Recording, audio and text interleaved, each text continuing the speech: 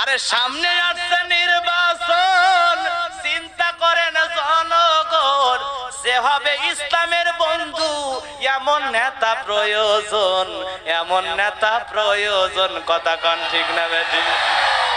আরে যারে সমাজের নেতা বানাইলে শান্তি ফিরে পাইব, যারে নেতা বানাইলে সমাজে শান্তি ফিরে পাইব, এমন নেতাকে ভোট দিয়া তোলা প্রয়োজন।